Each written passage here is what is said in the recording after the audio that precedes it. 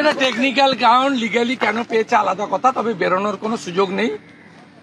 ইডির মামলাতে আছে এবং আমরা যেটা কনভেনশন বা দেখেছি, আমাদের অভিজ্ঞতা, আমরা লয়ার নই, এজেন্সিরও কেউ নই, তাতে সিবিআই মামলাতে অনেকদিন জেলে থাকার পরে বেল পেয়ে যায়, ক্রিমিনাল অফেন্স।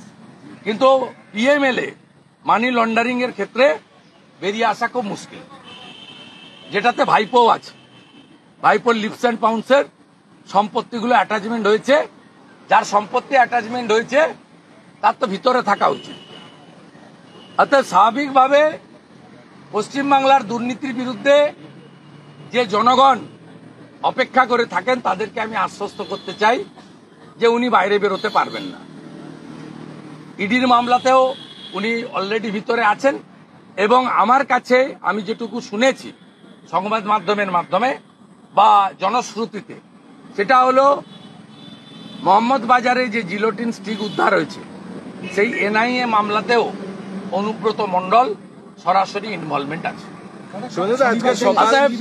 আশ্বস্ত থাকুন, আজ সকাল থেকে যা চলছে উল্লসিত আমরা।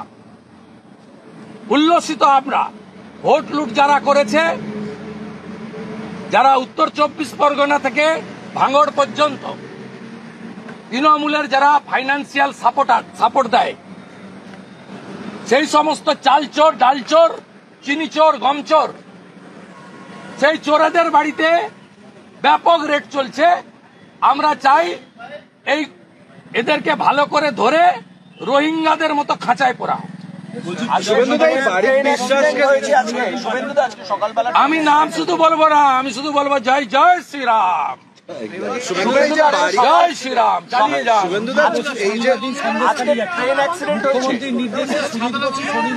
সন্দেশখালী যাচ্ছে, কি বলবেন? আমার কি সন্দেশখালী তো বিজেপি লিড পেয়েছে, সন্দেশখালীতে তো বিজেপি লিড পেয়েছে।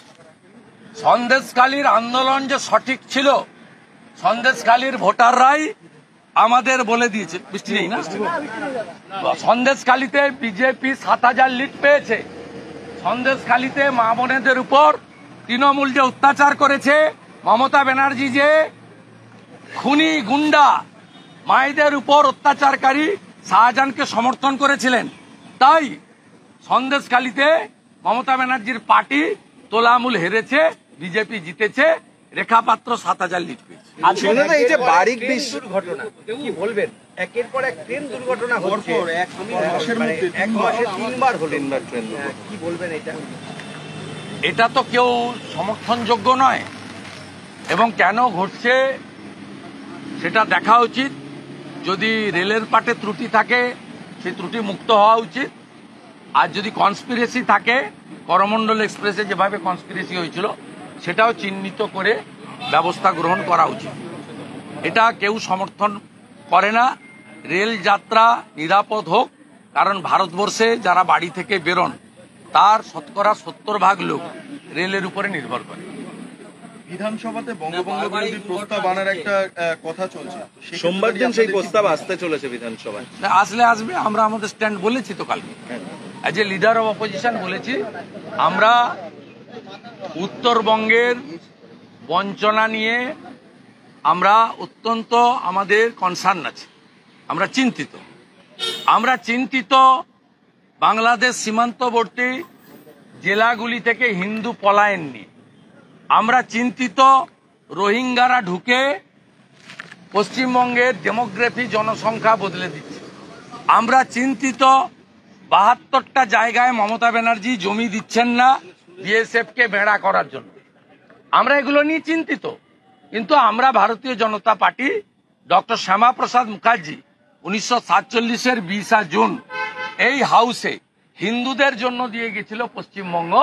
এই পশ্চিমবঙ্গ অবিভক্ত থাকবে, এই পশ্চিমবঙ্গে হিন্দুদের সুরক্ষিত এবং উত্তরবঙ্গের বঞ্চনা নিরসন, পাহাড়, সুন্দরবন, জঙ্গলমহলে উপযুক্ত কর্মসংস্থান এবং উন্নয়ন, এটাই আমাদের লক্ষ্য।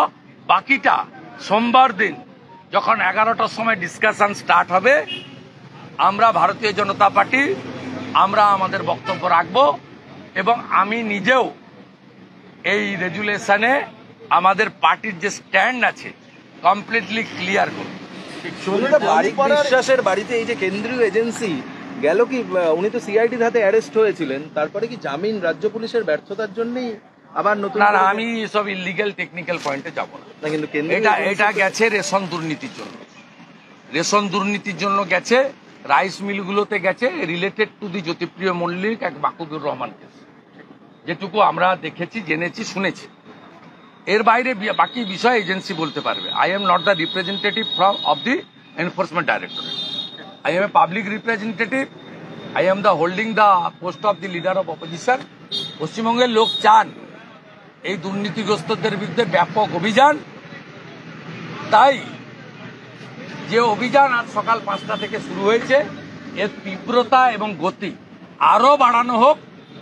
Teacher recruitment scam, principal recruitment scam, coal scam, cow smuggling এবং রেশন দুর্নীতি।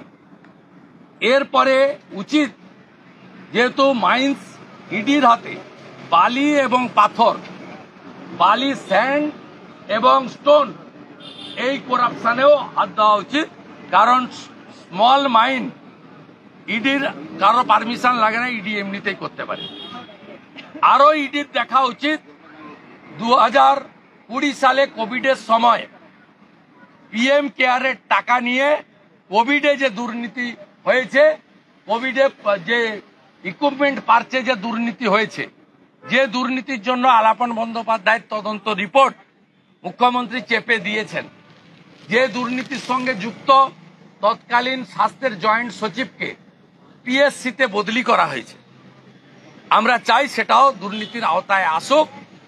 এবং যারা ভেবেছিলেন ছাপ্পা মেরে মুসলমান ভোট নিয়ে রিগিং করে গণনা কেন্দ্রে জালিয়াতি করে 29টা ভোট পেয়েছি, তাহলে চোরেদের লাইসেন্স রিনিউয়াল হয়ে গেছে, তারা মূর্খের স্বর্গে ছিলেন।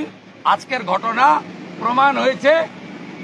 বাড়ি থেকে টাকা সরান, প্রয়োজন হলে পালান, বিপদ আসন্ন। আমাদের ভিডিও ভালো লাগলে লাইক এবং শেয়ার করুন। কমেন্ট সেকশনে গিয়ে জানান আপনাদের মতামত। আরও ভিডিও পেতে আমাদের চ্যানেল সাবস্ক্রাইব করুন এবং প্রতি মুহূর্তে খবরের আপডেট পেতে প্রেস করুন বেল আইকন।